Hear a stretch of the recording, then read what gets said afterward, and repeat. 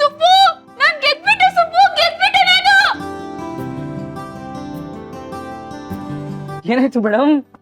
ನಾನ್ ಗೆದ್ಬಿಟ್ಟೆ ಸುಬ್ಬು, ಬಾ ಹೇಳ್ತೀನಿ ಬಾ. ಹೌದಾ, ಪಾಸ್ ಆದ್ರ? ಎಷ್ಟು ಮಾರ್ಕ್ಸು? ಅತ್ತೆ ಮಾವ ಎಲ್ಲ ಬನ್ನಿ. ಏನ್ ವಿಶೇಷ ಶ್ರಾವಣಿಮ್ಮ, ಇಷ್ಟೊಂದು ಖುಷಿ ಆಗಿದ್ದೀರಾ? ಹೇಳ್ತೀನಿ ಬನ್ನಿ, ಇಲ್ಲಿ ಸ್ವೀಟ್ ತಗೊಳ್ಳಿ ಮೊದ್ಲು. ಅಯ್ಯಯ್ಯೋ, ಎಂತ ಕಾಲ ಬಂತಪ್ಪ. ತಂದೆ ಎಲ್ಲಾನು ಕಳ್ಕೊಂಡು ಬರೀ ಕೈಲಿ ಬಂದು ಮಗಳ ಮನೆಗೆ ಕುಂತಿರ್ಬೇಕಾದ್ರೆ ಆದ್ರೆ ಮಗಳು ಸ್ವೀಟ್ ಡಬ್ಬ ಇಟ್ಕೊಂಡು ಖುಷಿ ಖುಷಿಯಾಗಿ ಬರ್ತಾ ಇದ್ದಾಳೆ. ಏನ್ ಮೇಡಮ್ ಅರೆ ಇದೆಲ್ಲ?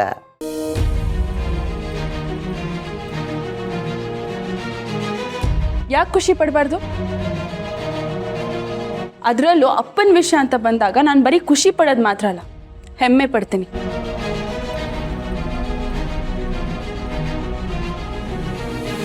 ಜೀವನ ಅಂದಮೇಲೆ ಸೋಲು ಗೆಲುವು ಸಂತೋಷ ದುಃಖ ಎಲ್ಲ ಇರುತ್ತೆ.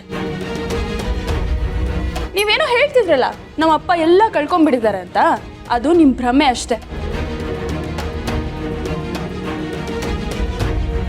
ನಮ್ಮಪ್ಪ ಹುಟ್ಟಾನೆ ಮಿನಿಸ್ಟರ್ ಆಗೋ ಶ್ರೀಮಂತರಾಗೋ ಹುಟ್ಟದವರಲ್ಲ. ಈ ಆಸ್ತಿ ಅಂತಸ್ತು ಅಧಿಕಾರ ಎಲ್ಲ ಅವ್ರ ಶ್ರದ್ಧೆಗೆ ಅವ್ರ ನಿಷ್ಠೆಗೆ ಸೋತು ಅವರನ್ನ ಹುಡ್ಕೊಂಡು ಬಂದಿರೋದು.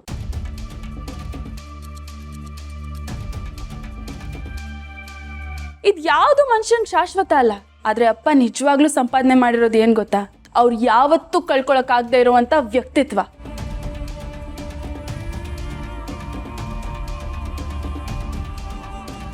ಅವ್ರು ಯಾವತ್ತೂ ಕಳ್ಕೊಳಕ್ಕಾಗದೇ ಇರೋ ಎಷ್ಟೋ ಜನರು ಪ್ರೀತಿ, ಅವ್ರು ಯಾವತ್ತೂ ಕಳ್ಕೊಳಕ್ಕಾಗದೇ ಇರುವಂತ ಒಳ್ಳೆತನ, ಅವ್ರು ಯಾವತ್ತೂ ಕಳ್ಕೊಳಕ್ಕಾಗದೇ ಇರುವಂತ ದೇವ್ರಂತ ಗುಣ.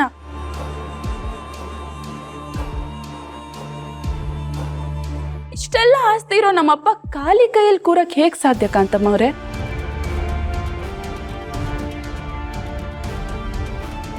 ನಮ್ಮಪ್ಪ ಅವತ್ತು ಶ್ರೀಮಂತ್ರೆ, ಇವತ್ತು ಶ್ರೀಮಂತ್ರೆ, ಯಾವತ್ತೂ ಶ್ರೀಮಂತ್ರೆ.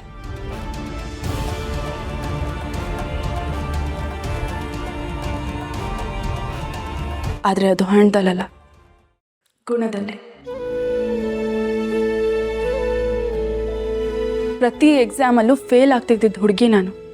ಆದ್ರೆ ಇವತ್ತು ಮೊದಲನೇ ಅಟೆಂಪ್ಟಲ್ಲೇ ನಾನು ಗೆದ್ದಿದ್ದೆ.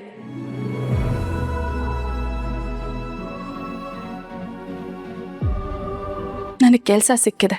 ಇದಕ್ಕೆ ಕಾರಣ ನಮ್ಮಪ್ಪ ಈ ಮನೆಗೆ ಕಾಲಿಟ್ಟಿದ್ದ ಕ್ಷಣ.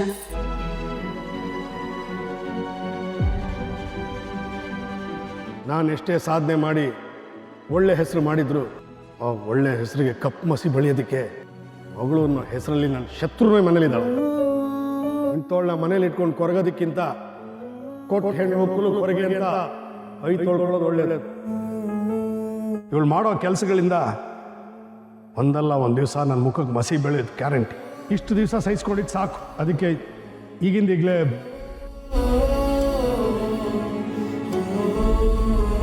ಒಳ್ಳೆ ಕೆಲಸಕ್ಕೆ ಹೋಗ್ಬೇಕಾದ್ರೆ ಒಳ್ಳೇದಾಗ್ಲಿ ಅಂತ ಹಾರೈಸೋರು ಮುಂದೆ ಬರಬೇಕು. ಕಣ್ಣಿಗೆ ಬೀಳಬಾರ್ದು ಅಂತ ದೂರ ಇಟ್ಟಿರೋರಲ್ಲ.